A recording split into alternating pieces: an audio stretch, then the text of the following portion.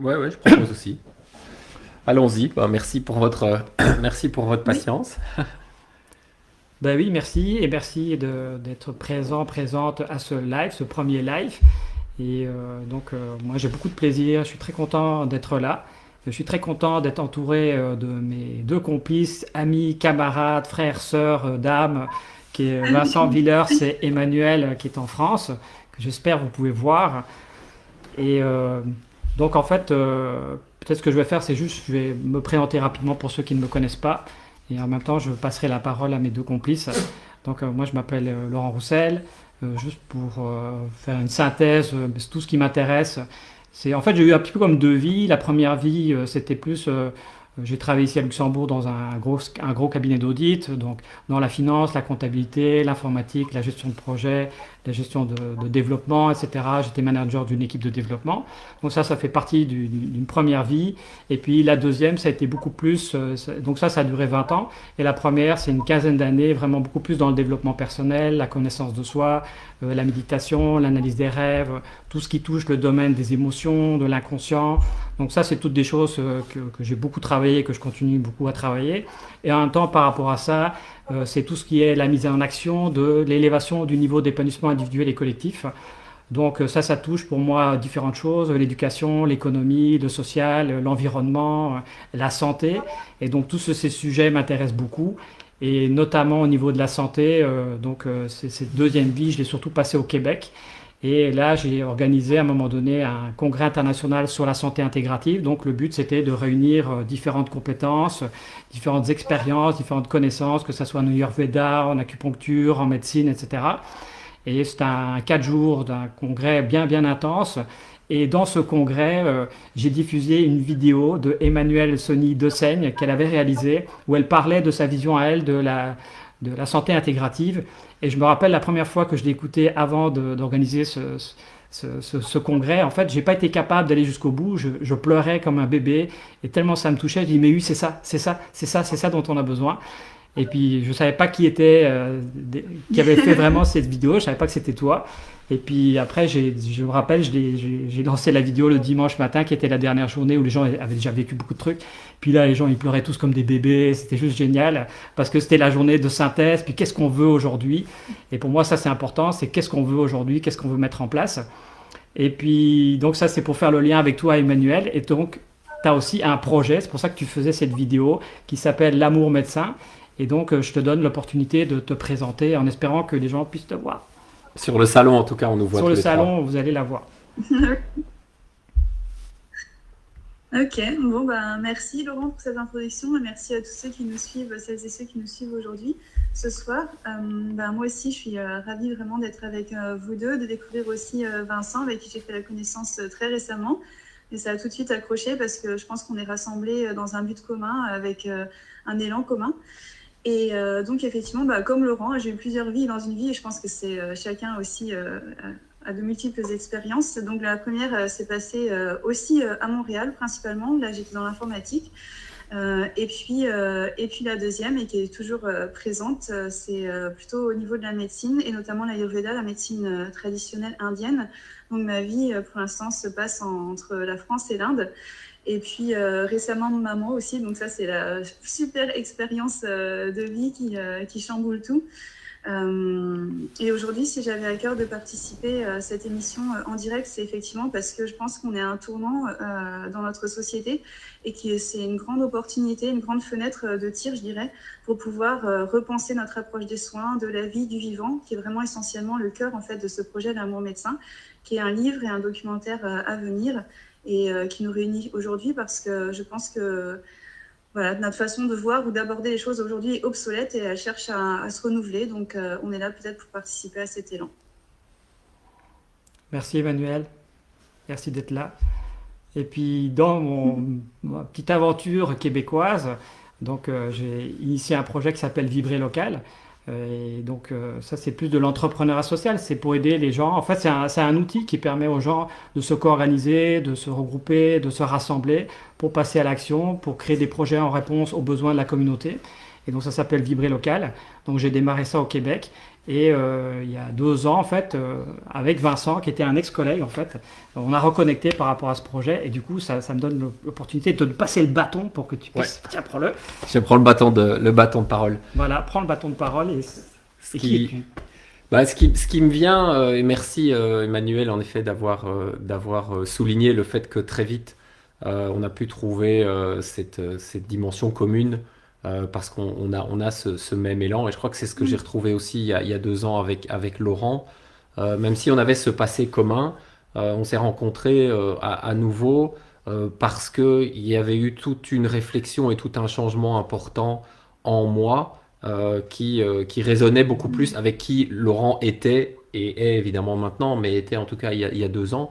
Et ce changement, il a été vraiment avec un objectif de me reconnecter et de chercher un peu plus qui je suis. Je crois que si je devais me définir maintenant, je serais à la fois un chercheur et aussi un entrepreneur. Alors, chercheur au sens d'élargir mon champ de vision, de mieux comprendre qui je suis, de mieux comprendre les thématiques de la vie en général, parce que je crois que j'étais dans un monde très, très, très fermé, avec une vision très, très fermée. Donc, j'ai élargi mon champ de vision, notamment au travers de la médecine traditionnelle chinoise, dont on parlera tout à l'heure.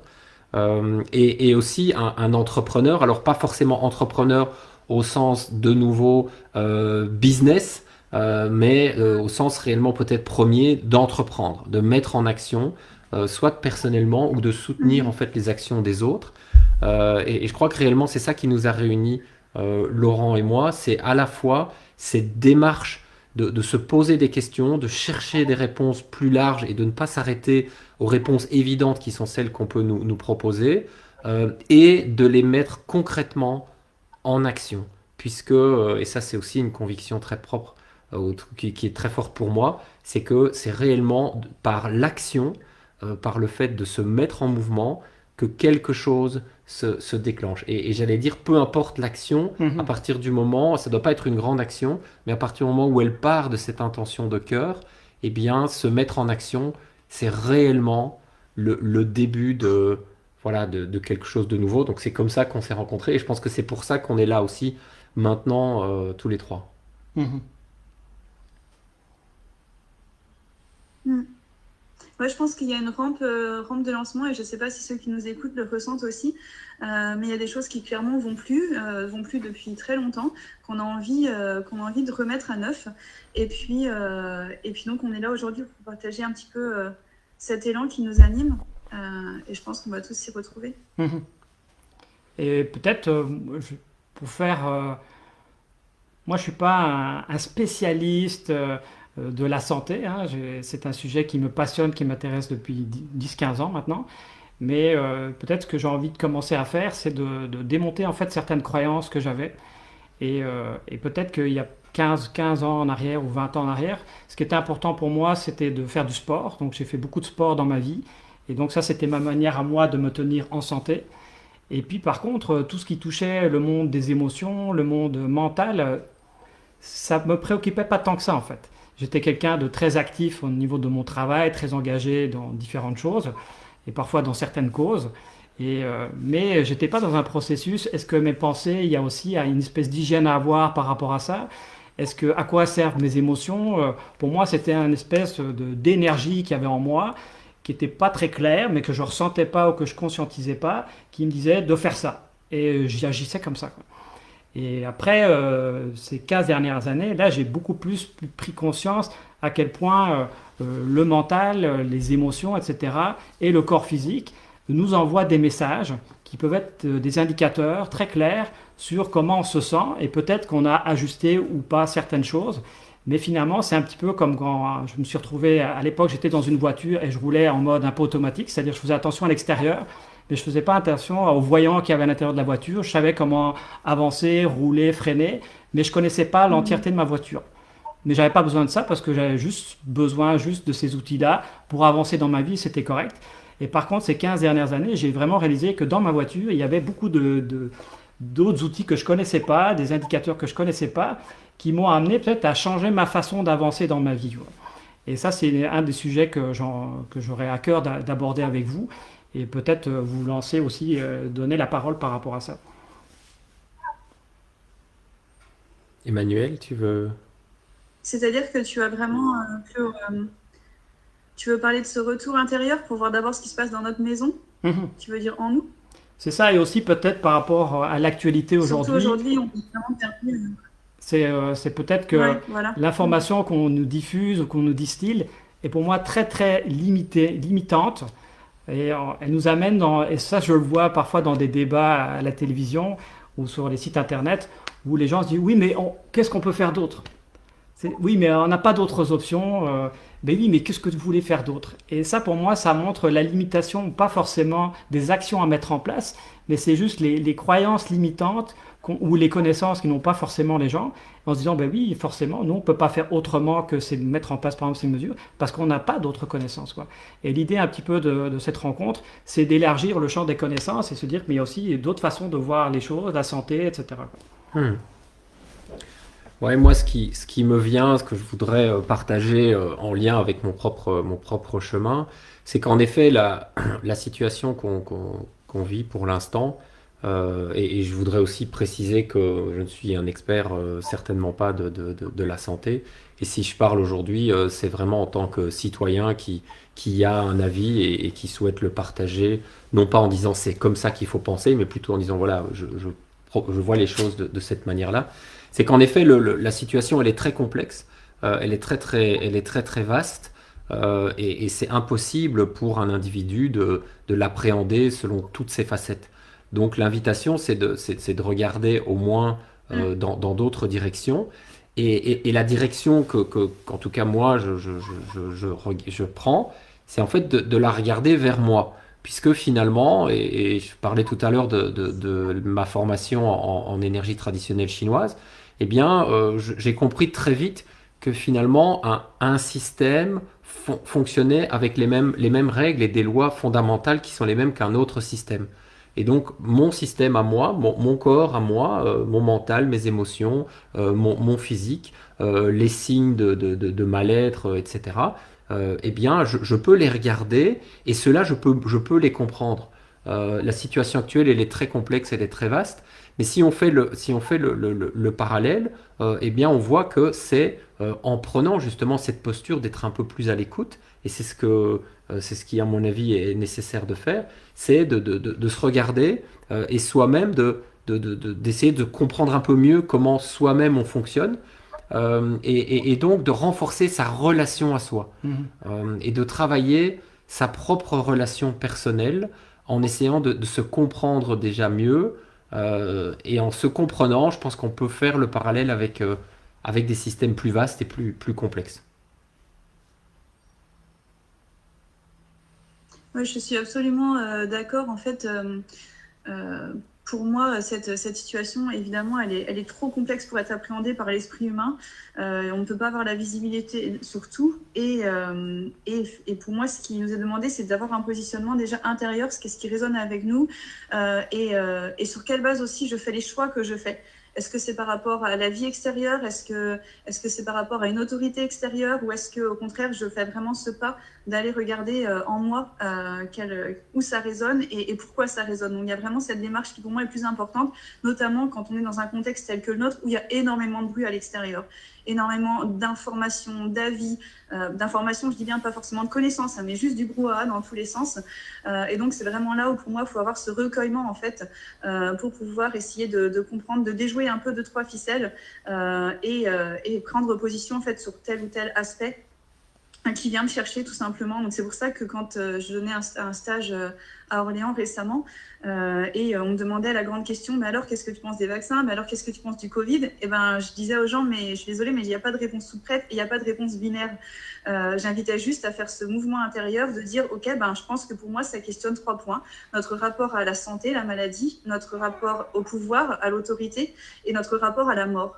Et puis tout ça, en fait, c'est d'aller voir tous ces questionnements et puis en fonction, tenir un positionnement. Mais le tenir vraiment, une fois qu'on se sera assis, en fait, dans son être, pour le dire comme ça. Mhm. Est-ce que justement, pour rebondir sur tes 3 points, est-ce que toi tu peux donner ta vision des choses par rapport au premier point en lien avec la maladie? Ouais, par rapport à la santé et à la maladie, aujourd'hui, on corrèle. Le problème, c'est qu'on fait ce raccourci de la pensée où maladie égale mort, alors que c'est pas du tout le cas. Et il y a quelque chose qui est vraiment biaisé par rapport à ça. C'est pas parce qu'on est malade qu'on va forcément mourir. Et qu'est-ce qu'on pourrait, qu'est-ce qu'on pourrait donner à définition de santé, définition de maladie? On a déjà évoqué, Laurent, mais qu'est-ce qu'une maladie? Est-ce qu'une maladie est forcément un ennemi? Est-ce qu'on pourrait le voir autrement, comme un ami qui nous veut du bien? Parce que moi, je vois beaucoup de personnes dans mon entourage qui, après une maladie, ont changé radicalement de vie, ont brisé des relations qui n'étaient plus utiles, enfin plein de choses comme ça. Si tant est qu'on fait l'effort, justement, de faire ce retournement de la pensée. Et puis pareil, la santé, est-ce que c'est simplement un état purement physique ou est-ce qu'il y a plein de niveaux de bien-être qui demandent à être explorés également? Donc Laurent, je vais te donner la parole aussi par rapport à ça et à Vincent, mais je pense que vraiment, voilà, il y a vraiment à creuser. Ouais, ouais. Moi, ce qui me vient par rapport à ce que tu dis, c'est vraiment cette notion d'équilibre instable, permanent, qui pour moi est fondamental et permet en fait aussi pas seulement d'être dans l'acceptation d'une maladie, mais simplement reconnaître que s'il y a à un moment donné des signes d'inconfort ou le fonctionnement d'une partie du corps qui se met plus en pathologie par rapport au côté plus physiologique, eh bien, c'est notamment le signe qu'il y a une forme d'équilibre qui doit se trouver. N'oublions pas que, bien sûr, toute chose égale par ailleurs, le corps humain est certainement j'allais dire, une machine. Enfin, ça fait partie des choses les plus sophistiquées. On recherche en permanence à comprendre le fonctionnement du corps humain. Et c'est vraiment tellement bien fait que retrouver cet équilibre, eh bien, ça fait aussi partie de l'ADN d'un corps humain. Et donc, le fait qu'il y ait des déséquilibres, c'est tout à fait normal. Et quand tout va bien et quand il n'y a pas de signe extérieur, c'est peut-être le moment où l'encéphalogramme il est plat. Et donc j'ai vraiment le sentiment que je te rejoins dans cette idée d'apprentissage de ce rapport à la santé, mais aussi évidemment de cette appréhension par rapport à la mort. Et en lien avec ça, c'est réellement de nouveau de comprendre mais finalement, c'est quoi la vie? Moi, je crois que l'invitation qu'il y a derrière, c'est réellement de Absolument. comprendre c'est quoi la vie? Qu'est-ce qui fait que la vie est là? Parfois, on comprend et maintenant, on focalise beaucoup sur pourquoi la vie s'en va? Et déjà, on en donne une version parfois très très biaisée en disant il ou elle est décédé pour telle raison, mais c'est toujours beaucoup plus complexe que ça. Et donc, si on a l'humilité de se dire que la vie c'est quelque chose de fragile et de mystérieux, mais qui répond aussi à un certain nombre de lois fondamentales qui est notamment cette loi bien de l'impermanence et du mouvement entre, voilà, à un moment donné, j'ai des sensations que je caractérise d'agréables, j'ai des sensations que je caractérise de désagréables, et malheureusement, on est dans un environnement dans lequel, dès que la sensation est désagréable, on veut la supprimer. Et souvent, on la supprime de par des agents extérieurs qui sont souvent, malheureusement, des agents de compensation et des agents qui sont addictifs. Et donc, on compense avec des médicaments, on compense avec de l'alcool, on compense avec des relations affectives qui sont pas saines, ou on regarde plus la télé ou autre. Et ça, pour moi, cette invitation à regarder la santé comme ça, elle est fondamentale et je l'appréhende depuis, en tout cas, je l'aborde de cette manière-là depuis 3 ans, depuis que j'ai commencé ces cours de médecine chinoise. Ben ça, moi, je reprends mon exemple avec la voiture. Et pendant tout un temps, je me baladais avec la voiture. Et si j'avais un inconfort, c'est-à-dire que la voiture, elle avait peut-être pas la vitesse que je voulais, ou Attends, on ne te voit plus, Laurent, là. Je ne sais pas pourquoi, mais on ne te voit plus ok, sur le live. Peut-être que Je sais ça, pas, Laurent. peut-être que ça va peut-être que changer, c'est, qu'il y a un décalage en fait sur, ou peut-être parce que sur ton Facebook. écran, Ouais, je sais pas. Pardon, je voulais pas t'interrompre, hein, mais être sûr qu'on te voit quand tu parles. ok, bon.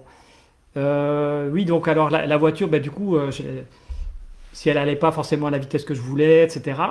Et ben, je m'étais dit, ben, peut-être que le carburant que j'ai mis dedans n'est pas bon, il y en a pas assez, ou, mais j'allais quand même toujours chercher quelque chose à l'extérieur, quoi. Et aujourd'hui, avec du recul, par exemple, à ce moment-là, peut-être que je pouvais avoir mal au ventre, ou peut-être mal à la tête. Et puis, donc ça ralentissait ma façon d'avancer. Mais j'allais prendre un aspirine, quelque chose, ou mal au ventre, un truc pour l'estomac. Et donc, ça agissait d'une certaine façon. Et je continuais ma petite vie comme ça. Aujourd'hui, maintenant, avec tout le travail que j'ai fait d'introspection, je sais que si j'ai mal à la tête, en fait, ça n'a rien à voir avec mon corps physique. Si, ça, bien sûr, c'est la conséquence. On me montre que là, il y a quelque chose qui ne va pas, mais en fait, c'est au niveau émotionnel que ça ne va pas. C'est que peut-être j'ai de la colère qui est refoulée, ou il y a quelque chose qui me dérange, que j'ose pas transmettre ni même exprimer.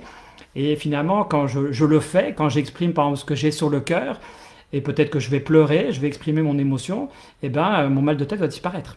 En fait, c'est pas peut-être, je sais que mon mal de tête va Bah disparaître. oui.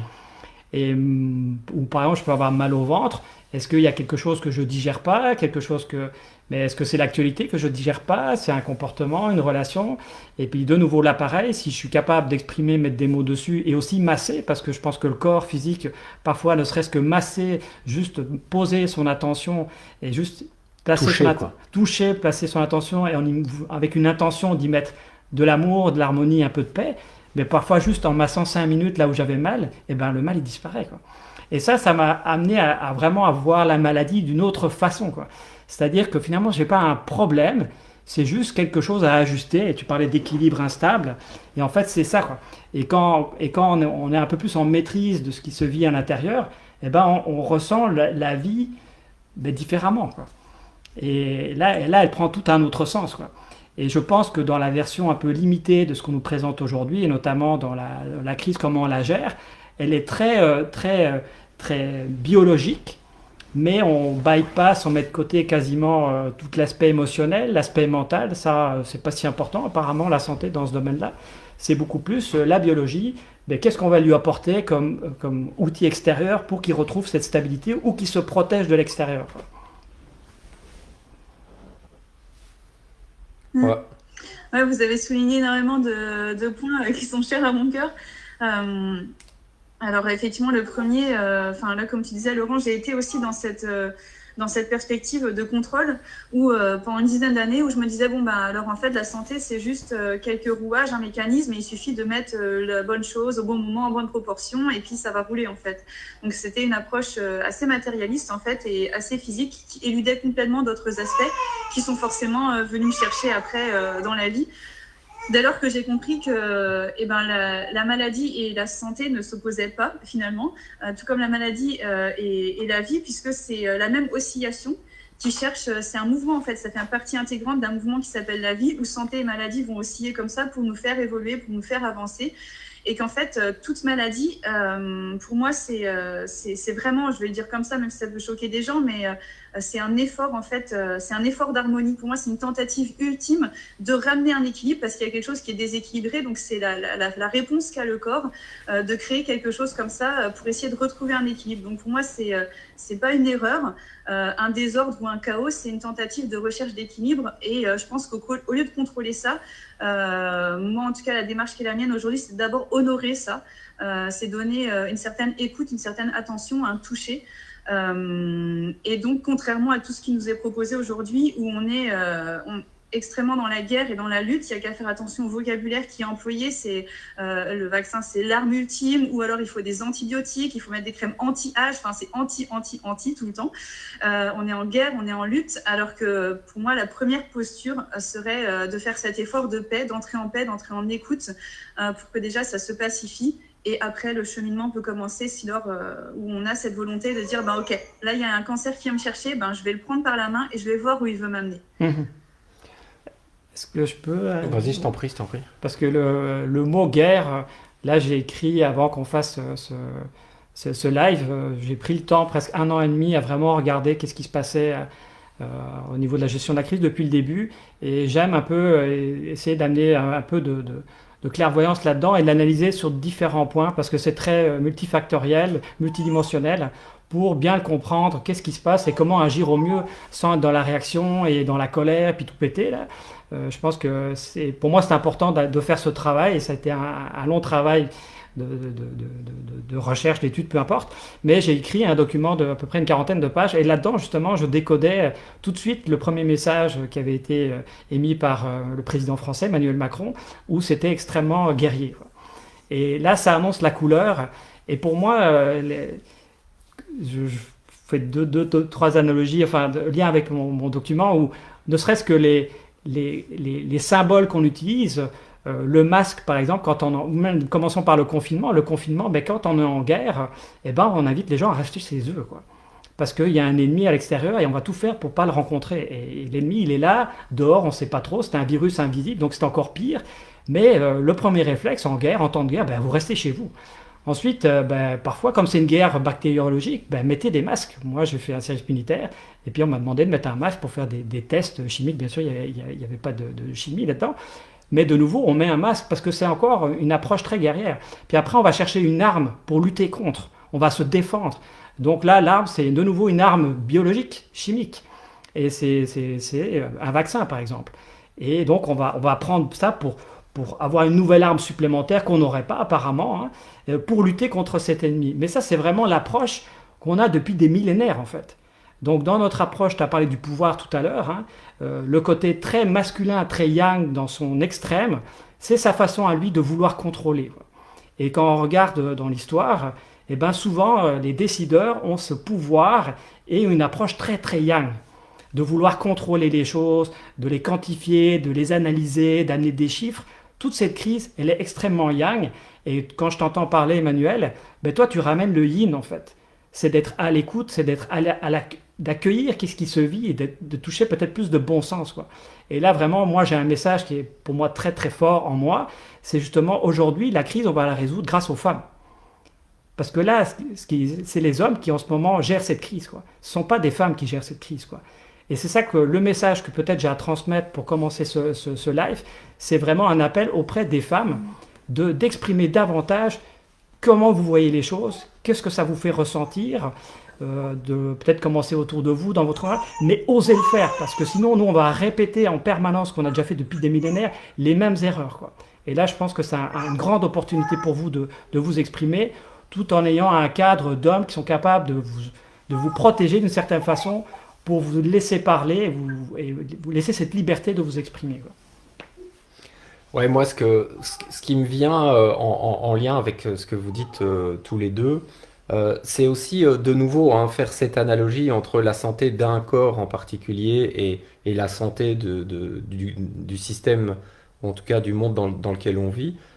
C'est que un corps, il a une énorme intelligence. Il a une capacité aussi à s'adapter s'il y a un intrus, s'il y a des phénomènes dysfonctionnels qui sont en place. Eh bien, le corps, il a cette intelligence. Parfois, il va lui falloir plus de temps. Et il peut avoir des coups de pouce éventuellement de l'extérieur, mais il est vraiment nécessaire de lui laisser son intelligence et de lui permettre de garder cet équilibre entre justement la dimension que tu viens de nommer femme ou la dimension homme. En médecine chinoise, on parle de yin-yang. Eh bien, il y a toujours un équilibre qui doit se trouver. Il y a des moments où il y a plus de yin et un peu moins de yang, ou inversement. On croit qu'il y a trop de yang, mais en fait, c'est parce qu'il n'y a pas assez de yin, etc. Et donc, c'est vraiment de se reposer sur l'intelligence. Et ce qui me choque, et de nouveau pour faire l'analogie, eh bien, c'est un peu comme si, ben voilà, à l'heure actuelle, eh bien, il y a des gens qui décident, qui croient que parce qu'ils ont été élus à tel ou tel poste, ils vont décider pour tout le monde. Donc ça me choque très fort. Ils décident pour tout le monde, mais surtout, ils mettent en place une approche qui est la même pour tout le monde. Et ça, on ne peut pas nier que ce soit une aberration totale, parce qu'on a beau tous être des êtres humains, on est tous différents, on a tous des états de bien-être et de santé, des états d'équilibre qui sont différents, et donc apporter des réponses qui soient ciblées, qui soient différentes, me semble être une évidence, et même si éventuellement il serait nécessaire, pour revenir sur le point que tu faisais par rapport à la dimension d'armes et de guerre, eh bien sûr que les armes, au moment où elles ont été inventées dans un but qui était louable. On était là pour tuer un animal parce qu'on devait nourrir sa famille, se protéger de manière ciblée. Maintenant, on n'en est plus là. Si on devait utiliser ce fameux vaccin comme une arme, l'utiliser de manière spécifique selon les besoins, ok. Ici, on tire à la Kalachnikov dans le tas. Et c'est un peu comme si on décidait, voilà, on a cette approche qui est globale, et ça me choque, parce que, je termine là-dessus, ça ne tient pas compte de l'intelligence Mm. qui est dans chacune des cellules d'un système, d'un corps humain, et donc dans chacune des personnes qui sont sur cette terre, respecter leur intelligence, et éviter d'avoir une approche qui soit la même pour tout le monde, parce que, désolé, on est tous dans des contextes qui sont différents.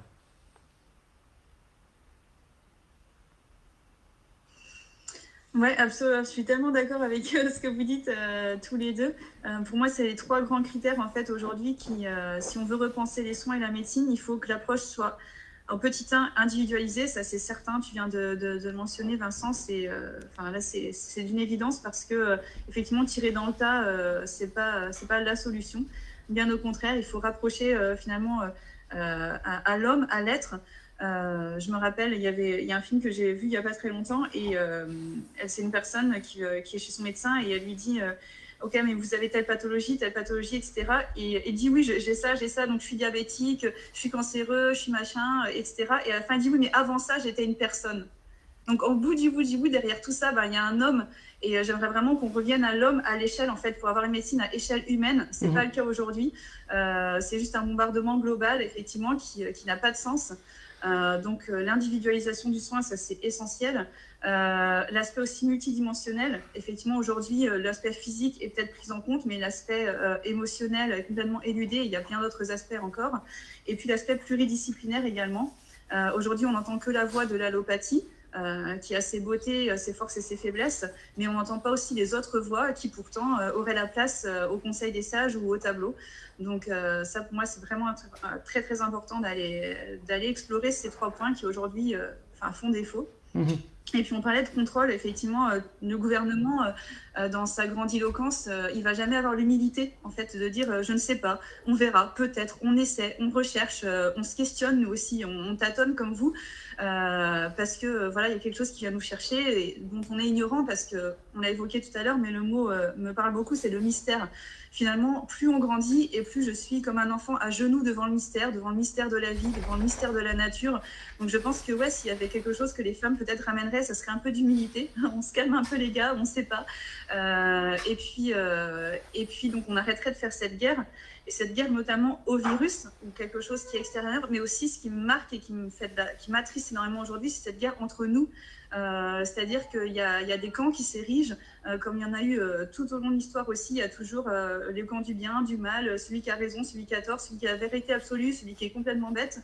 Non, je crois qu'il faut complètement arrêter ça, parce que si on revenait à cette vision aussi que tu partages, Vincent, de la médecine chinoise, finalement, cette grande terre, c'est un seul corps. Et nous, on est tous des cellules dans ce grand corps qu'est la vie. Donc l'autre, en fait, c'est une de mes cellules et je vais devoir cohabiter avec lui, même si ses idées sont différentes.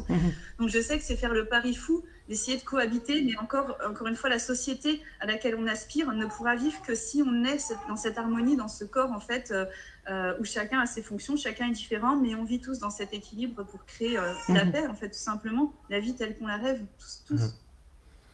Ouais, ouais, bien sûr. J'ai vraiment envie, si tu permets, Laurent, je parle beaucoup, mais j'ai Non, vraiment non, non, envie non. de poursuivre ton idée par rapport à la dimension relationnelle. Et donc, ce qui est évidemment aussi complexe et choquant, c'est vraiment choquant, et j'avoue que je suis très en colère par rapport à ça, et je canalise ma colère d'une certaine manière, et je l'exprime, mais c'est réellement le fait que, à l'heure actuelle, beaucoup de choses sont faites pour couper ces liens, pour couper les liens entre les personnes. Alors, vraisemblablement que des contacts sont aussi vecteurs de transmission d'un certain nombre de choses, ça je veux certainement pas le nier, tels que des virus ou des maladies.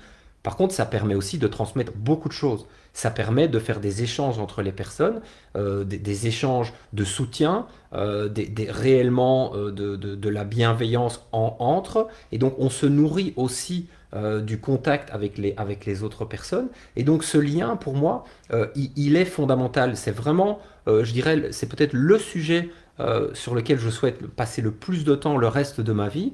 C'est vraiment travailler et passer une attention sur les relations entre les gens, sur les liens qui vont être fondamentalement différents entre les personnes, qui vont être éphémères, qui vont être plus longs, qui vont être plus rapprochés, qui vont peut-être juste être quelques mots par-ci par-là, mais réellement des liens et des liens de qualité.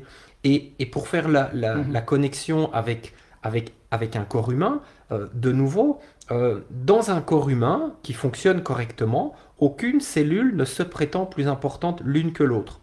On vit dans un monde dans lequel beaucoup de personnes se pensent plus importantes l'une par rapport à l'autre, que ce soit par rapport à sa fonction dans la société, que ce soit par rapport à ses études, par rapport à sa fortune, par rapport à son lieu de vie, je ne sais quoi, par rapport à son apparence physique. Beaucoup de personnes se pensent plus importantes les unes que les autres.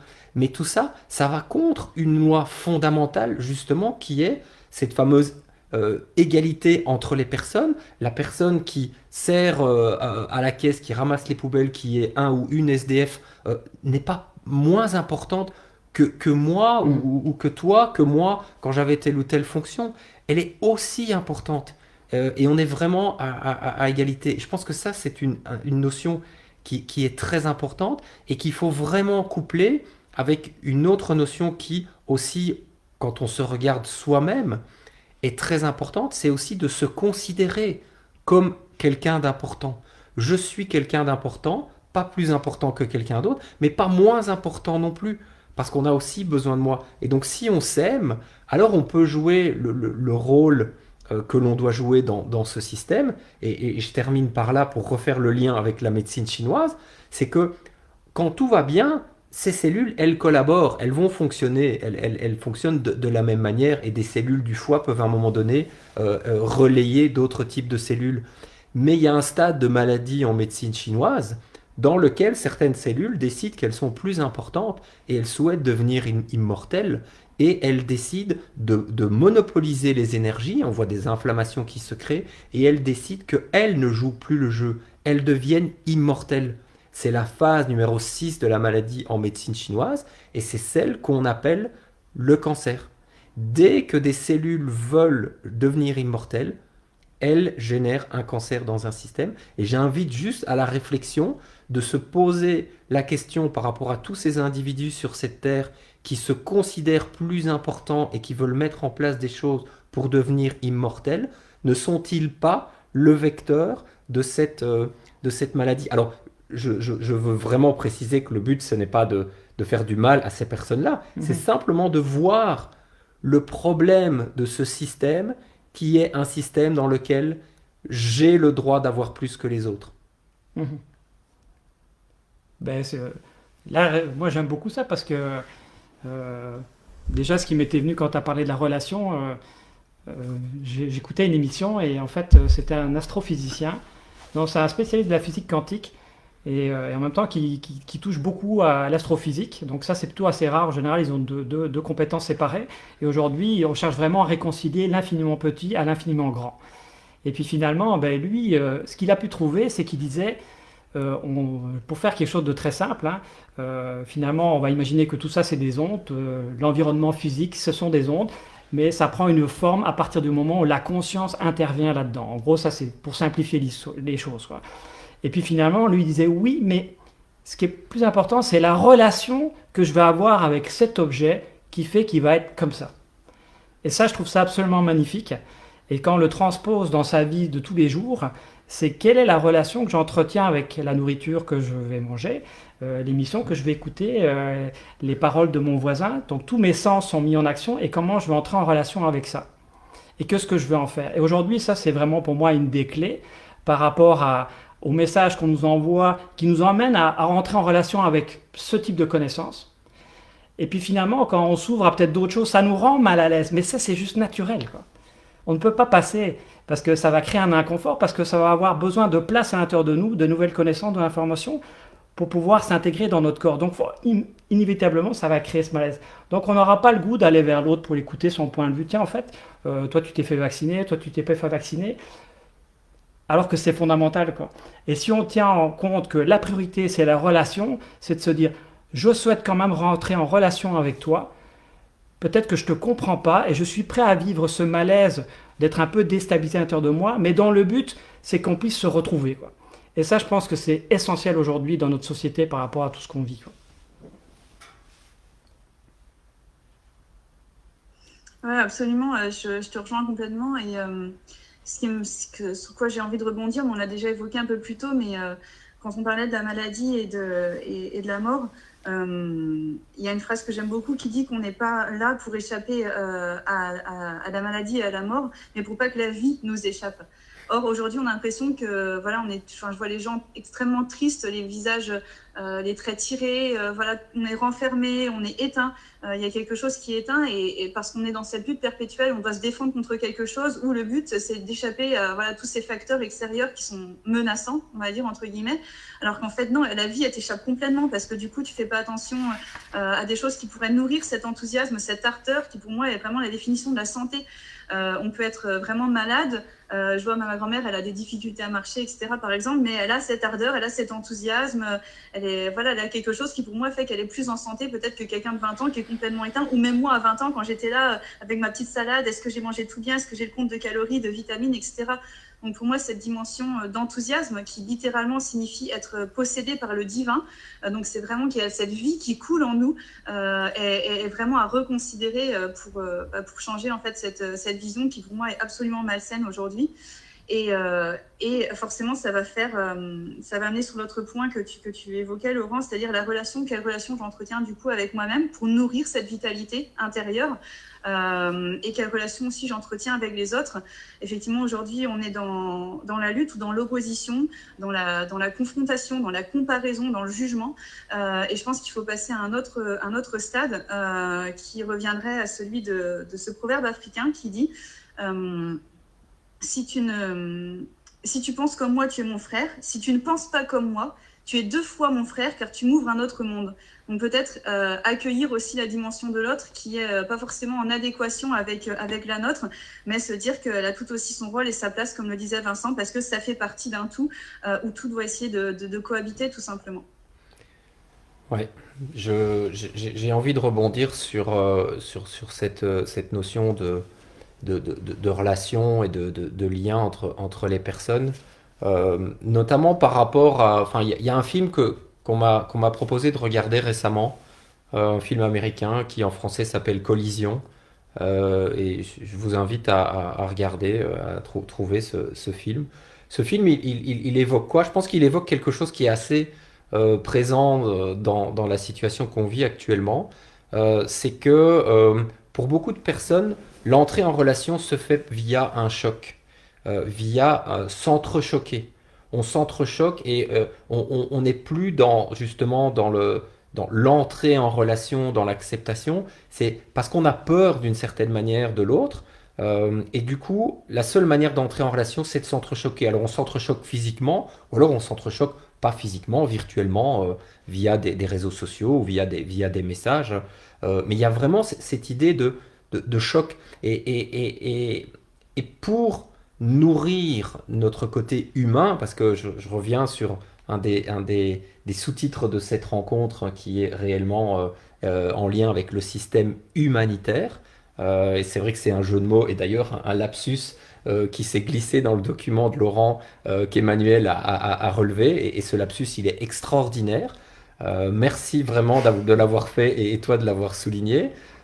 C'est que réellement, pour être cet être humain, eh bien, il est nécessaire d'être capable d'entrer en effet en relation autrement qu'en s'entrechoquant, et surtout d'oser en fait entrer en relation, et d'oser être réellement ce qui est attendu de la vie, c'est-à-dire quelqu'un qui est capable, eh bien, de réagir et de s'adapter. Et je crois que Un autre élément qui me choque beaucoup dans la situation actuelle, c'est que non seulement on ne demande pas l'avis, on demande pas l'avis des gens, ça c'est certain, mais en plus on nous coupe d'une vraie faculté fondamentale qui est nécessaire à l'heure actuelle, c'est réellement la faculté de résilience.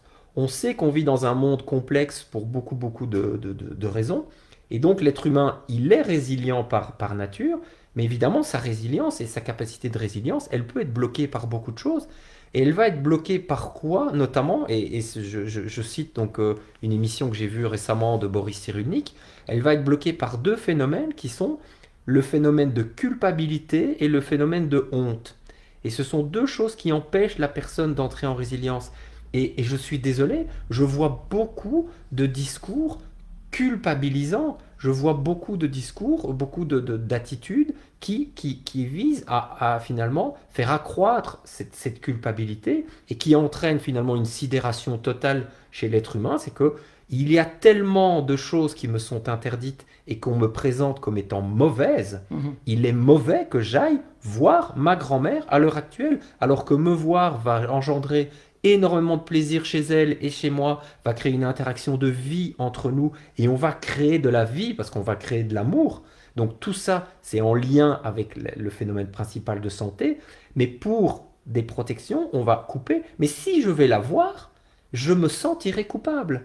Et donc, je ne peux pas être un être humain. Donc mon système humanitaire, il a besoin de créer de la vie et de créer de Mhm. l'amour. Et donc, cette culpabilité, je pense qu'il faut vraiment, mon message, c'est enlever et faites en sorte de diminuer ce sentiment de culpabilité.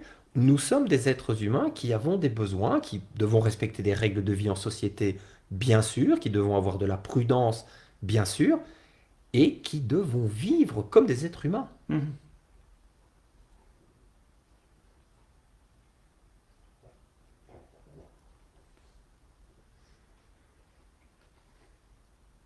Ah, ça vous coupe la chic, hein, ça. Je suis tellement d'accord. J'ai pas à rebondir parce que Non, non, il n'y a effectivement, pas. c'est la problématique aujourd'hui. On nous coupe de plus en plus de ce lien. Alors qu'en fait, si, s'il y avait une seule cellule dans notre corps ou un organe qui cessait de communiquer, tout commencerait à dégringoler en fait dans la machine.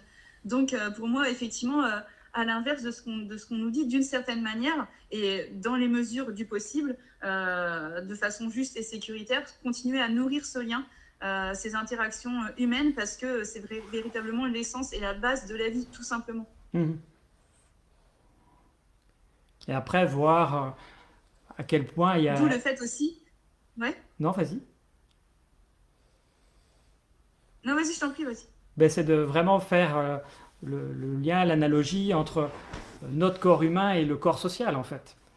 C'est, et c'est de Mm. voir le message qu'on peut t'envoyer du corps social en disant il faut que tu te protèges, tu prennes de la distance. Et ben de nouveau, si ça s'applique à toutes tes petites cellules, comme tu l'as dit, ben ça va créer de toute façon un problème potentiel, quoi. Et en fait, on nous amène à dire, mais non, ça c'est la voie, Mm. c'est comme ça que ça doit être, et puis vous devez le faire, et vous devez tous le faire, quoi. Mais de nouveau, ça part pour moi de vraiment d'une façon très limitée de voir les choses, quoi. Et ça, on a parlé un petit peu de la médecine allopathique, qui est en fait très jeune, hein. On s'imagine que la médecine, c'est quelque chose de très ancien, etc., qui a acquis beaucoup d'expérience, beaucoup de connaissances, mais la médecine, comme on la pratique aujourd'hui, elle est très très jeune en fait. Elle est en train d'apprendre, elle a une approche très particulière, qui est très objet, qui essaie de comprendre, d'analyser, qui cloisonne, qui sépare les choses, etc., qui a un petit peu du mal à voir tout dans son ensemble, et c'est un peu normal parce que c'est tellement complexe, Mm. évidemment. C'est un petit peu comme si on essayait de comprendre tout ce qui se passe sur Terre en une fois, c'est juste pas possible, quoi. Tellement il y a d'interaction, hein. On peut s'imaginer que nous, les êtres humains, on est tous des cellules et on est en train d'interagir les unes avec les autres. On a tous une petite fonction, etc. Et le corps humain, c'est pareil. Il y a toutes sortes de cellules qui interagissent et dans le but de quelque part de trouver de l'harmonie, de procréer, etc. Et puis finalement, les messages que certaines personnes peuvent recevoir comme moi, ou en me disant, mais ce qu'on m'envoie là, oui, je le comprends et ça peut faire du sens. Ce type de médecine, ben, bien sûr, ça peut faire du sens, je suis d'accord. Mais en même temps, qu'est-ce qu'on fait de tout ça, quoi? Qu'est-ce Mm. que je fais de mes 15 dernières années, en fait? Je peux pas les mettre de côté comme ça. Mon corps, il me dit, mais attends, c'est comme si on te disait, rentre dans ta voiture, puis là, t'éteins tout, à l'intérieur, tu verras plus rien. Tout ce que tu as appris à utiliser, ces indicateurs, ces nouveaux outils, etc. Ben non, c'est qu'un petit peu, tu te mets en mode comme avant, puis tu regardes l'extérieur, puis tu essaies d'avancer, quoi.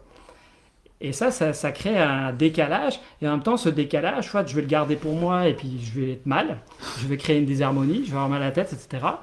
Ou soit ce que je fais là, c'est en fait, ben, je commence à le partager auprès du public en disant, et vous là-dedans, est-ce que vous ressentez ce malaise? Qu'est-ce que vous allez faire de ça? Comment vous allez le mettre en mouvement? Est-ce que vous allez le tasser, l'écraser, attendre que ça passe, attendre qu'on donne peut-être encore une nouvelle pilule miracle à l'extérieur pour vous sentir mieux?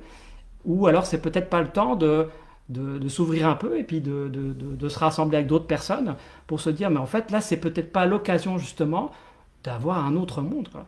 De mettre en place un nouveau monde, quoi. Et moi je pense sincèrement qu'il y a un timing assez incroyable en ce moment là. C'est 2022, 2023, les années qui viennent, mais c'est maintenant que ça se joue, quoi. C'est maintenant là qu'on ouvre le champ des possibles, ouvre toutes ces différentes thérapies, notamment au niveau de la santé. Là, j'ai parlé de l'homéopathie qui est très jeune, mais il y a l'ayurveda, la médecine chinoise, etc.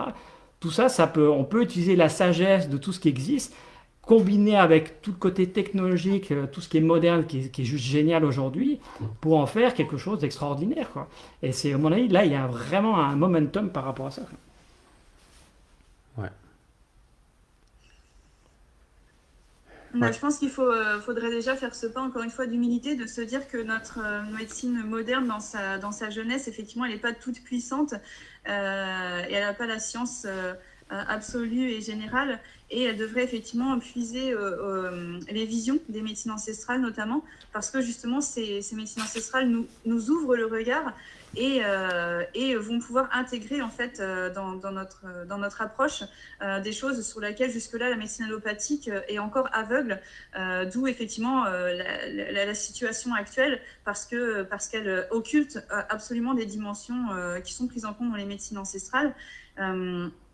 Et notamment, en fait, j'aime bien dire cette phrase, c'est qu'aujourd'hui, on est vraiment tous dans la peur de quelque chose qui est infiniment petit, un virus, entre guillemets, parce que la médecine allopathique est vraiment penchée sur l'aspect biologique, au niveau des vitamines, de qu'est-ce qui manque dans l'infiniment petit. Et du coup, en fait, étant tellement focalisé sur cette peur de l'infiniment petit, eh ben, on est complètement ignorant de notre propre grandeur, qui ferait que du coup, on pourrait compenser. On n'aurait même plus cette appréhension parce qu'on saurait en fait que en fait, non, la mort c'est peut-être autre chose parce qu'il y a l'âme, ok, on pourrait explorer cette dimension-là, on pourrait aussi explorer la puissance de l'esprit, voilà, plein de choses encore qui sont complètement occultées et qui font qu'on est aussi tombé dans des travers dans lesquels on est aujourd'hui. Mais je pense qu'effectivement, comme tu le dis, c'est pour mieux qu'il y ait un sursaut ou un rebond pour aller vers quelque chose de plus complet. Ouais, moi je reviens juste sur un des mots que tu viens d'utiliser. En effet, on pourrait croire que tout ça est occulté. C'est évidemment pas du tout mis en avant et c'est occulté par un certain nombre de personnes ou par un certain nombre de voix. Mais en tout cas, tout ça, ça existe. Des gens qui explorent tous ces domaines, qui osent en fait non seulement explorer, analyser, documenter mais aussi s'exprimer sur, on va dire, des thématiques qu'on ne perçoit pas directement, qu'on peut peut-être pas voir, qui petit à petit viennent à être prouvées. On prouve de plus en plus via des techniques de neurosciences ou autres, des choses qui sont dites depuis des milliers d'années. Et donc, je pense qu'en effet, c'est intéressant de savoir que, en effet, tout ça, ça existe et que l'invitation, elle est peut-être justement à ce que toutes ces dynamiques qui existent déjà puissent se connecter entre elles, que ces personnes qui veulent avoir une ouverture plus large puissent se connecter et se mettre en mouvement réellement, avoir cette envie d'agir et prendre du plaisir. Parce que c'est quand même une notion qui, pour moi, est aussi fondamentale, c'est que depuis un an et demi, je me trompe peut-être, mais j'ai l'impression que beaucoup d'êtres humains sur cette terre ont perdu une grande partie de leur plaisir. de leur plaisir à vivre fondamental. Ce n'est pas mon cas. J'ai la chance d'avoir d'avoir cette approche. J'ai encore beaucoup, beaucoup de plaisir à vivre, et parce que je considère aussi qu'il y a des inconforts qui font aussi partie de la vie, donc je les accepte. Et je crois aussi que il y a une notion qui est, je ne sais pas si elle est directement liée au plaisir, mais si, en fait, je voulais juste faire cette petite analogie pour faire le lien avec le plaisir. Je prends juste l'exemple du moment où chacun d'entre nous, dans notre maison, on s'est rendu compte que pour la première fois, on avait fait quelque chose soi-même. On a soi-même, je sais pas, réparé l'évier de la cuisine. On l'a pas fait pendant des années, et puis soi-même, on l'a fait.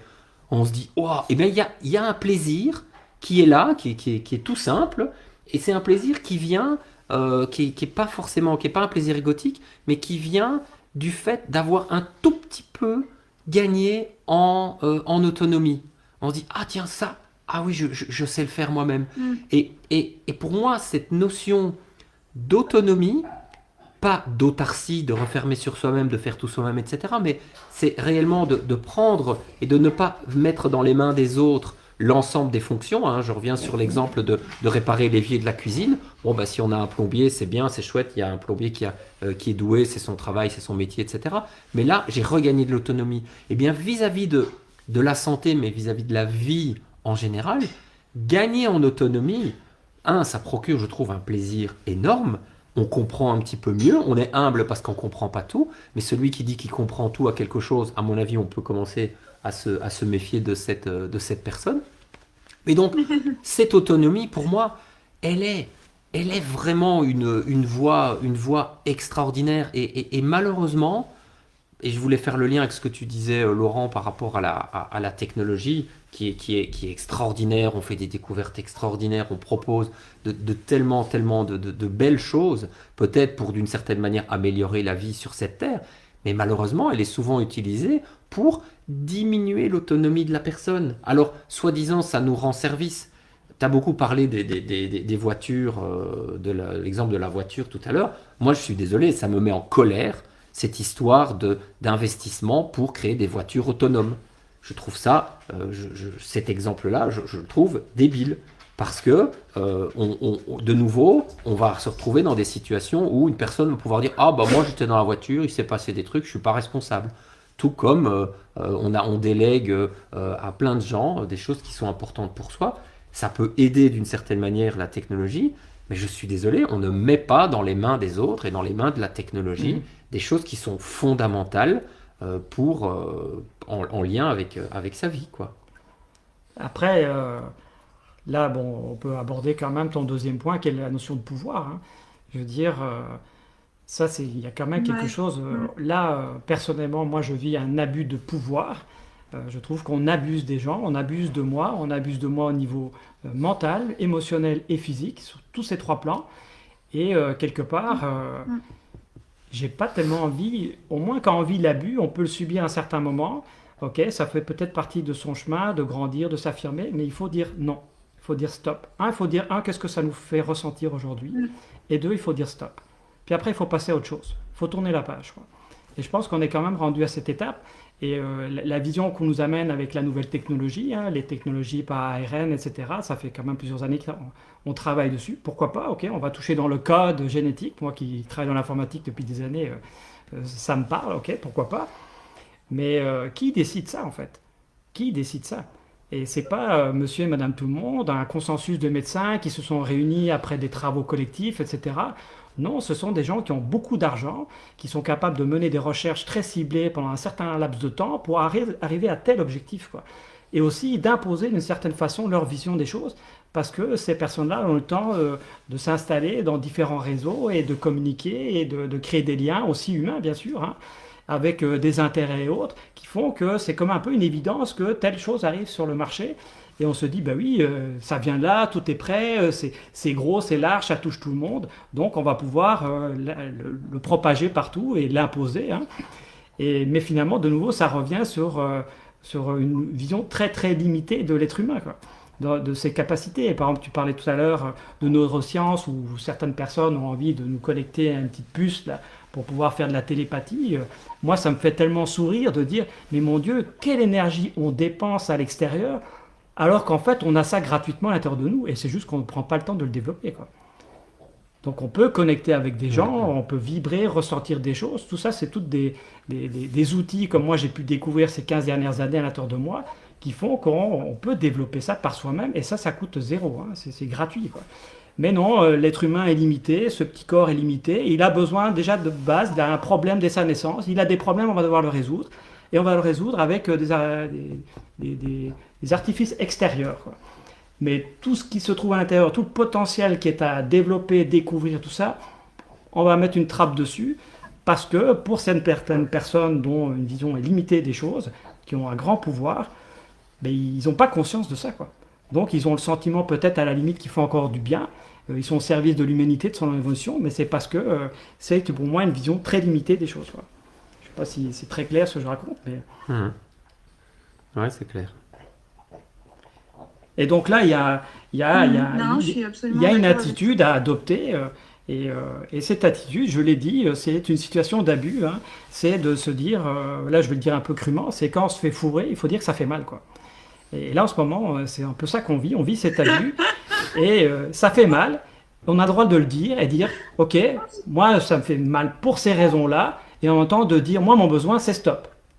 Je ne veux pas de ça. Et ça, c'est un droit fondamental. Et aujourd'hui, ce droit-là, de dire que ça fait mal, déjà, on a moins en moins la possibilité de le faire. Et en même temps, de dire stop, encore moins, quoi. Et c'est là que là, il y a une alarme, c'est de dire, ouf, ça, c'est quelque chose qu'on a reproduit dans toute l'histoire. Tout le temps. On a toujours fait ça, quoi. Et est-ce qu'on veut encore reproduire les travers de l'histoire, ou est-ce qu'on veut enfin, pour une fois, créer un monde un peu plus paisible, harmonieux, juste, équitable pour tout le monde, quoi.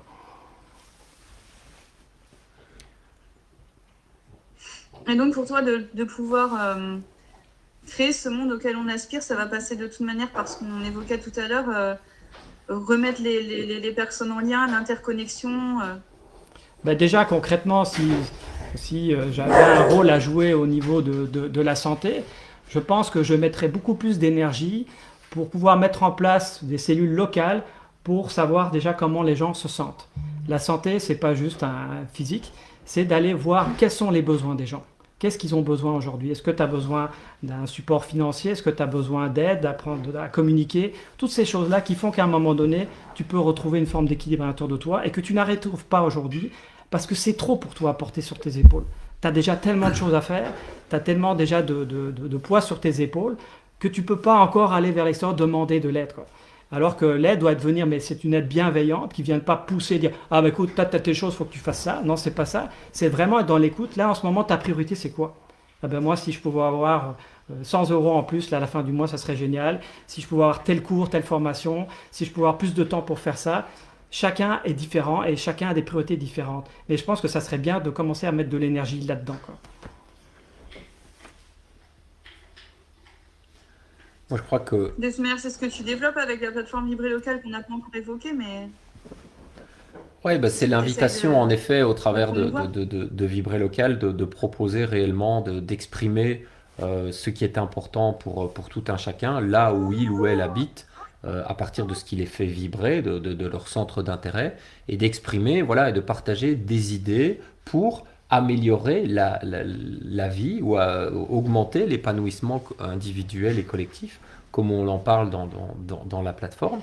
Et je crois que c'est aussi une manière de reprendre, si pas son autonomie, en tout cas de travailler sur sur cette relation au pouvoir, parce que je te rejoins. Là maintenant, on est dans une situation dans laquelle on a quand même clairement envie de dire stop, on a envie de dire non, on a envie de s'opposer, on a envie, ouais, de vraiment dire non, et d'avoir une opposition qui soit constructive, qui soit saine, mais qui soit clairement, ok, stop, maintenant ça, on n'en veut plus.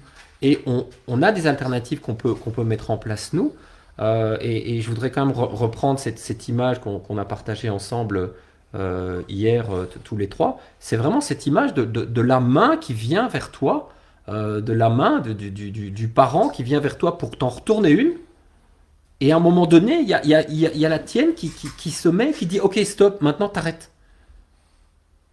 Et de manière ferme.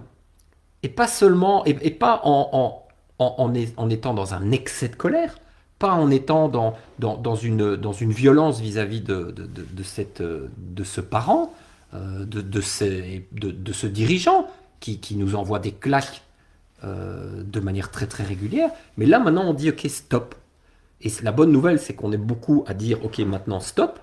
Et alors ensemble, trouvons une solution. Donc on est dans cette posture d'un moment donné de cet adolescent qui se rend compte que finalement, ben, il a tout qui fonctionne et il peut aussi dire stop à ce mode d'éducation Mhm. et qui ne va pas foutre le feu à la maison, qui ne va pas lui-même violenter ses parents. Ou... Non, non, il va simplement dire ok, maintenant stop et remettre en fait un équilibre. Et à ce moment-là, ce qui arrive parfois, c'est que le parent peut aussi prendre conscience de quelque chose et on peut aussi avancer et devenir. On est déjà, nous, des adultes. Je pense que ça aussi, moi, dans ce rapport au pouvoir, ce qui me choque réellement maintenant, ça me met très en colère, c'est que il y a pas un ou une représentante politique qui est dans une fonction de pouvoir à l'heure actuelle, qui ne s'adresse pas soit indirectement ou même directement à moi, comme si j'étais son enfant, comme si j'étais un enfant. Et là, je suis désolé, maintenant, il faut arrêter. Je parlais tout à l'heure de miser sur l'intelligence, miser aussi sur notre intelligence dans ce genre de situation. On n'est pas des enfants. Alors maintenant, ben, si je ne suis pas un enfant, ben, quelque part, à moi de le montrer. Mhm. Et donc je pense que c'est ce qu'on fait aussi d'une certaine manière maintenant ici. C'est on dit, ok, voilà, on n'est pas des enfants. Pour ceux qui nous écoutent, hein, on est monté à une quinzaine de personnes qui nous ont écoutés. Ben, je ne suis pas un enfant. Je suis capable de m'exprimer, d'avoir un raisonnement clair, fondé, structuré avec des exemples concrets. Voilà, je ne suis pas un enfant. Et pour moi, déjà le fait de l'affirmer, ben, c'est déjà partie de la solution. J'ai envie d'agir pour donner du sens. Parce que je voudrais juste revenir sur une chose que j'ai entendue il n'y a pas si longtemps, de la part de... C'était Christophe André qui disait qu'il y avait trois capacités fondamentales pour donner du sens. Dans l'équation du sens qui est nécessaire à tout être humain, il y a trois composantes importantes. La première, c'est l'envie d'agir. La capacité au plaisir, c'est la deuxième. Et la troisième, c'est le lien aux autres. Et je crois on a fait le tour déjà depuis quelques minutes de tout ça. Et tout ça, c'est un psychiatre qui le dit, c'est un psychologue qui le dit, c'est fondamental. Donc, mais ça, on n'entend pas pour l'instant dans la bouche de ceux qui prennent des décisions. Ils nous envoient des injections expérimentales pour éventuellement garder une posture de parent qui domine et qui va sauver le monde. On ne vous demande pas, les gars, de sauver le monde. On ne vous demande pas de nous empêcher de mourir, hein. On vous demande de nous permettre une vie qui soit agréable et qui corresponde aux principes fondamentaux de la vie que je pense vous avez oubliés. On est tombé à 6, peut-être que mon discours était un peu trop, Ouais, bah, un je peu trop pense dur. aussi que... Mon discours était peut-être un peu trop dur. Non, non, je te rejoins complètement. Et pour reprendre cet exemple de la main qui dit non, bah, effectivement, ça pourra basculer que si on fait entendre notre voix, en fait. Parce que l'enfant, le principe d'un enfant, c'est quelqu'un à qui on donne un ordre et qui n'a pas d'opinion. Et que de toute manière, s'il en avait une, bah, elle compte pas parce que ça des adultes prévaut, en fait, sur la sienne. Donc, je pense que déjà, effectivement, c'est ce non clair et franc. Et de le tenir, bah, déjà, c'est beaucoup. Parce que on est chahuté entre vents et marées. Donc déjà tout simplement avoir cette fermeté et cette clarté en nous, ça va nous permettre de se sentir déjà intègre. Déjà ça c'est une posture qui est hyper saine. Et puis en plus après bah, collectivement ce nom sera vraiment une force en fait qui fera assez de poids dans la balance pour faire ramener un équilibre au niveau du jeu de pouvoir qui pour l'instant effectivement n'est pas contrebalancé par cet enfant qui n'a pas encore su exprimer cette voix en fait pour pouvoir le contrer tout simplement. Mhm. Je Ouais. suis absolument d'accord. Ouais, on dit non, Et aussi, surtout, on est capable, et je pense on l'a fait déjà aujourd'hui, et moi vraiment, mon intention, c'est de continuer à le faire Mhm. dans d'autres événements comme celui-ci. C'est d'exprimer ce à quoi on dit oui. Oui. Euh, on, on- Mhm. on dit oui Voilà, à un complètement. autre style, à une vie qui correspond beaucoup plus, pas seulement, bien sûr, à nos besoins individuels, nos besoins collectifs, mais à un certain nombre de lois fondamentales. Pas toutes ces lois et tous ces décrets ou je ne sais autres documents qui sont passés à la va-vite parce que tout le monde a peur, y compris les parlementaires de pays et européens. Ils ont peur, donc ils agissent comme ça dans l'urgence, mais à des lois fondamentales de la vie. Donc j'ai envie de pouvoir les exprimer, de laisser les gens s'exprimer. De nouveau l'invitation dans Vibrer Local, c'est dire de quoi avez-vous envie près de chez vous, exprimez-le. Parce que vous avez non seulement le droit, c'est votre droit légitime. Au moment où vous êtes arrivé sur cette terre, vous avez la vie en vous, et ça, c'est un droit qu'on ne peut pas vous enlever. Vous avez le droit d'être sur cette terre. Vous n'êtes pas sur cette terre pour être un enfant, pour être un consommateur, pour être quelqu'un qui va simplement obéir à des règles qui sont définies par d'autres êtres humains. Vous avez le droit à la vie. Eh bien, ça veut dire quoi, la vie? Et ça, je pense que c'est vraiment quelque chose qu'il faut vraiment, vraiment garder à l'esprit et surtout renforcer dans la tête de chacun. C'est quoi la vie? Et franchement, on peut en parler pendant des heures et des heures. Et j'aimerais vraiment qu'on focalise nos échanges à l'avenir là-dessus, sur rappeler c'est quoi la vie, c'est quoi être un être humain sur cette terre aujourd'hui. Ici, en Europe, bien sûr, c'est différent si on habite en Ouzbékistan, en Chine, etc. Il y a des points communs, mais il y a des spécificités. Mais ici, c'est quoi être Mhm. un être humain? Reconnaissons-le. Et à partir de là, eh bien, il y a, je pense, un souffle de vie qui peut être amené.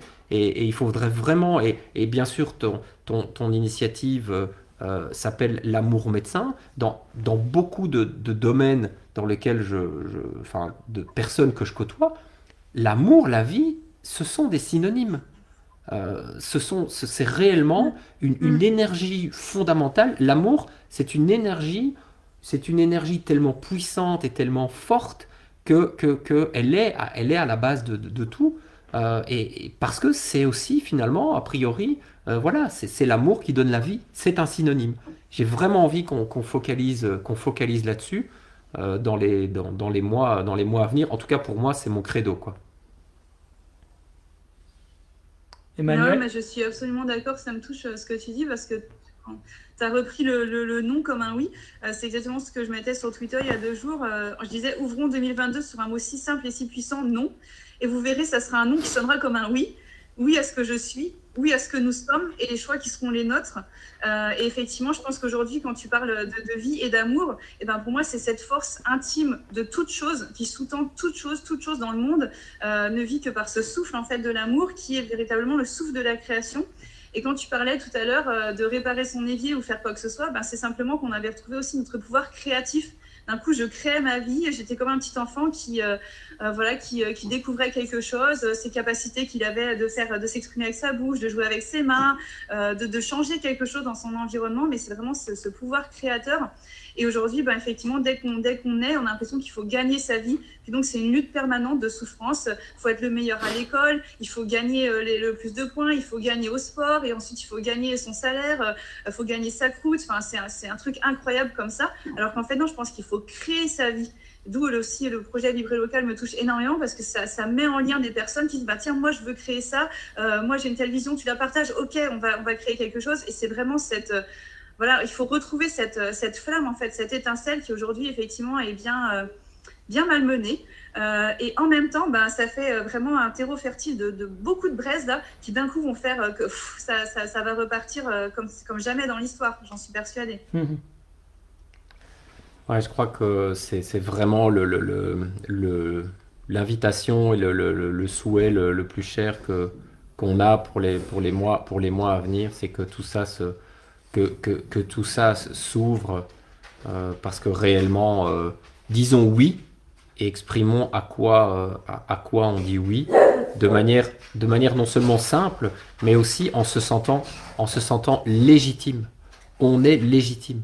On est des êtres vivants sur cette Mm. terre et on a la Mm. légitimité de nous exprimer, que l'on soit SDF, directeur d'école, Mhm. médecin, citoyen chômeur ou enseignant, peu importe qui on est légitime d'exprimer notre besoin, on est légitime sur cette terre, on a notre place, autant de place que n'importe qui d'autre.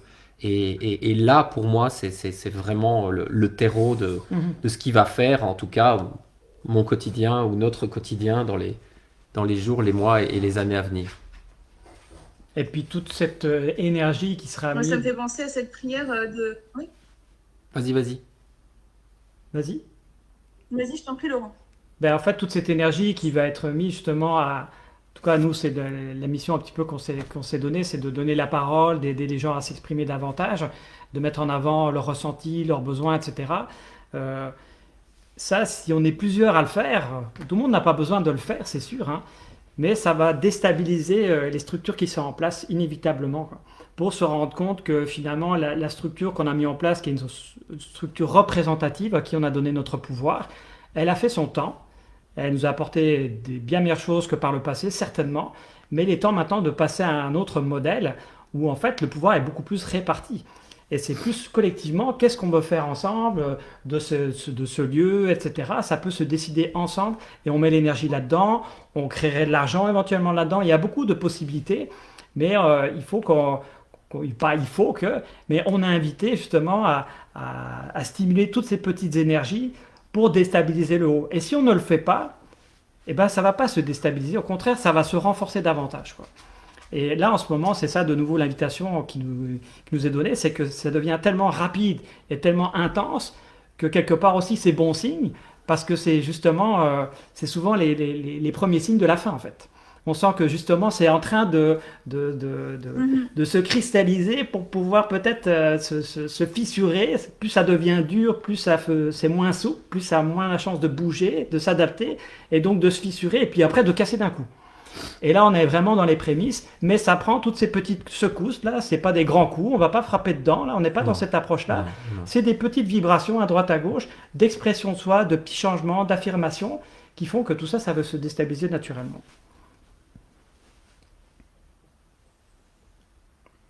Ouais, complètement. Mais c'est Lao Tzu qui disait que tout ce qui est souple va vers la vie et tout ce qui est rigide va vers la mort. Parce qu'effectivement, encore une fois, pour prendre l'analogie en médecine chinoise, bah, il n'y a plus de mouvement, c'est complètement entravé, c'est raide, c'est figé, c'est fixe, c'est bloqué. Donc effectivement, toutes ces initiatives en fait, individuelles qui seront une force collective demain vont ébranler la chose qui est là depuis des siècles et qui est assise sur son pouvoir, sur sa structure. Et ça va tomber d'un coup en fait. Je pense qu'il y aura quelque chose qui sera vraiment spontané parce que ça aura depuis trop longtemps en fait été dans la cocotte minute que ça va flamber mais vraiment d'un coup et le monde qui va émerger de ça va être, je pense, vraiment, j'ai beaucoup d'espoir par rapport à ça, et c'est ce que je veux transmettre aujourd'hui, va être vraiment à la hauteur de tous nos idéaux parce qu'il sera bâti sur des valeurs et des vertus qui seront complètement différentes de celles qui nous sont imposées ou qui nous gouvernent aujourd'hui. Ça sera vraiment dans quelque chose qui sera beaucoup plus à échelle d'homme, qui sera plus aussi dans le cœur. Et pour reprendre l'exemple que tu disais tout à l'heure où chacun a son mot à dire, effectivement, en fait... ça me fait penser à cette prière de Maïmonide, ce grand médecin du XIIe siècle, qui disait « Fais que je ne vois que l'homme dans celui qui souffre ». Bah, c'est pareil, en fait, j'ai envie de l'étendre à tout en disant « Fais que je ne vois toujours que l'homme derrière sa condition sociale, derrière sa condition de santé, derrière tous les masques, en fait. Je veux voir juste un homme et qu'est-ce qu'on peut faire ensemble, tout simplement. » Ouais. Bah, c'est beau, hein. Je sais pas si ça C'est pourrait peut-être être c'est le mot presque. de la fin, Oui, non? oui, oui, oui. Qu'est-ce qu'on peut faire tous ensemble, sachant que chacun a la conscience qu'il ou elle a la légitimité Mhm. d'avoir son mot, d'exprimer ses idées, ses besoins. Et c'est certainement via des plus petites initiatives qu'on peut y arriver et petit à petit créer cet effet d'entraînement et de rétablir notre Parce système qu'effectivement, aujourd'hui, tout nous pousse humanitaire. à la lutte et à l'impuissance. Ouais. Et donc, ce que tu dis, c'est effectivement, il ne faut pas se sentir impuissant parce qu'on ne fait pas des grandes actions, Mhm. parce que ça n'a pas l'air d'avoir un impact. C'est pas vrai, en fait. Ça en a vraiment. Mhm. Ah oui, oui. Une personne, une action est déjà et une petite chose, peu importe où on est. L'important, c'est l'initiation de ce de ce petit mouvement vers. Et chacun a un rôle différent à jouer. De nouveau, Mm. dans un corps, peut-être qu'une cellule de peau quelque part en dessous de mes orteils, eh bien, elle n'a pas la même fonction qu'une cellule de mon cœur, bien sûr. Par contre, si je veux me déplacer, il y a intérêt à ce que toutes les cellules se déplacent, quoi. Donc mon cœur, il va pas se déplacer tout seul. Il faut déplacer en mouvement avec peut-être une autre énergie, avec une autre fonction, mais en tout cas tout va se déplacer en même temps. Simplement, même un petit mouvement. Je pense que on l'a pas dit, mais et je voudrais quand même insister là-dessus. Nous sommes tous les trois, enfin je vais parler de moi puisque c'est moi que je connais le mieux, hyper privilégiés. On a beaucoup de privilèges, on a des conditions de Mm. vie qui sont très très bonnes, on a la capacité de consacrer du temps à tout ce qu'on fait, etc. Donc on est hyper privilégié. D'autres personnes sont dans des situations qui sont beaucoup plus complexes, beaucoup plus précaires, avec des difficultés Mhm. de santé, vivent dans des logements compliqués, avec vraiment dans des lieux. Donc des conditions de vie sont parfois très difficiles. Et donc faire des grands mouvements, des grandes réflexions sur soi-même, etc., c'est même impossible à réaliser. Mais une toute petite chose, c'est déjà mettre, en tout cas ajouter au mouvement tel qu'il est nécessaire. Donc je crois que c'est vraiment ce côté humanité qui va nous accompagner en fait. Et ça me met dans une très très très très grande joie parce que justement c'est un alignement fondamental et un désancrage à ce côté artificiel et technologique dans lequel beaucoup de personnes investissent de l'argent et de l'énergie. Et ça, ben, on va pouvoir faire sans petit à petit. Est-ce que peut-être on peut regarder si dans tous les supports, tout ce qu'on a ouvert, il y a des commentaires, des questions. Euh, Bon, il y a bah une... déjà, merci à ceux qui étaient connectés. Je vois Antoine, Françoise. Euh, Ouais, il y a Muriel aussi qui est connectée, Eva qui s'est connectée à un moment donné. Euh, donc oui, les piliers du bien-être identifiés par la psychologie positive, le sens, le plaisir et l'engagement. Merci Françoise pour ce commentaire. C'est clairement trois piliers qui sont fondamentaux. Et pour revenir sur cette notion de bien-être, on n'en a pas parlé tout à l'heure, mais de nouveau, on a beaucoup parlé de santé. La définition de la santé, même par l'OMS, c'est quand même un état de bien-être qui soit physique, psychologique, émotionnel et social. Je me trompe peut-être dans le détail de la définition. Et donc mhm. c'est beaucoup plus large que simplement un état d'absence de maladie. Et en investissant là-dessus, je pense qu'on pourrait vraiment aller beaucoup plus loin dans le bien-être collectif. Mhm. Ça, c'était pour les commentaires là sur, sur Facebook. Je regarde si on en a d'autres ici. Non, je vois pas. Il y a aussi Caro, tiens, qui nous avait rejoint. Caroline, qui est en Auvergne, qui fait Mhm. partie de Vibrer Local 63. Donc, merci beaucoup. Bon. Ah, Comment tu te sens, Merci. Emmanuel? Très heureuse d'avoir passé ce moment avec vous trois, avec tous ceux qui étaient aussi présents. Et mm, je voudrais aussi rajouter un mot, c'est que même si tout semble noir aujourd'hui et tout semble difficile, garder tout simplement l'espérance, même si on continue dans notre quotidien et qu'on a l'impression qu'il n'y a rien qui bouge et que ça s'empire, simplement essayer toujours de nourrir cette petite lumière en nous qu'on appelle l'espoir, parce que vraiment il y a quelque chose de beau qui s'en vient. J'en suis persuadée et donc ne lâchez pas, juste, même si c'est juste une petite flamme dans le cœur, faut s'y tenir, faut s'y accrocher. Puis je dirais que, parce qu'on a parlé d'action, de faire, mais juste de prendre un petit peu de temps pour soi, un peu de repos aussi. prendre en main sa santé et lui apporter juste un peu de bien, rien que déjà ça, c'est des actions énormes, énormes. Après, il y a d'autres personnes qui ont plus de temps, comme un peu nous, on a cette opportunité d'être plus dans l'action, de mettre un peu toute notre vie dans un mouvement, dans quelque chose. Euh, nous, on va porter ça. Mais si chacun à sa petite échelle est capable de faire son petit geste par rapport à elle-même et nourrir leur relation autour d'elle et d'amener un petit peu d'harmonie, c'est déjà énorme, quoi. Ouais, et puis on n'oublie pas que même de manière naturelle, on est quand même dans cette phase de l'hiver où il est certainement de bon ton de prendre du temps pour soi, de recharger ses batteries, de renforcer ce ressort, comme mon enseignant en médecine chinoise dit, on écrase le ressort pendant l'hiver pour lui donner de la résistance et de la force, et pour ensuite pouvoir s'étendre réellement et passer à l'action au travers du printemps et de l'été. Donc voilà, c'est aussi une invitation. C'est pas toujours facile quand on se lève à 6 heures du matin et qu'on rentre à 19 heures du travail. Il y a quand même moyen de... Enfin, en tout cas, si on peut le faire, c'est vraiment important de recharger ses batteries maintenant. Donc merci beaucoup. Je suis aussi très très heureux d'avoir initié cette dynamique. J'espère qu'il y en aura d'autres. Je me sens dans une toute autre énergie 1 heure et demie après, un peu fatigué, mais quand même rempli de beaucoup de belles énergies. Donc merci beaucoup, merci Laurent, merci à toi Emmanuel et à la quinzaine ou je ne sais Merci combien de personnes qui nous ont de écoutés tout. et qui nous écouteront en replay par la suite. Donc Mhm. merci beaucoup et à très Merci. bientôt. Oui, merci. Merci Emmanuel, merci Vincent. À bientôt. À bientôt. Ciao, ciao. Merci à tous. Ciao, ciao. Bonsoir à tout le monde.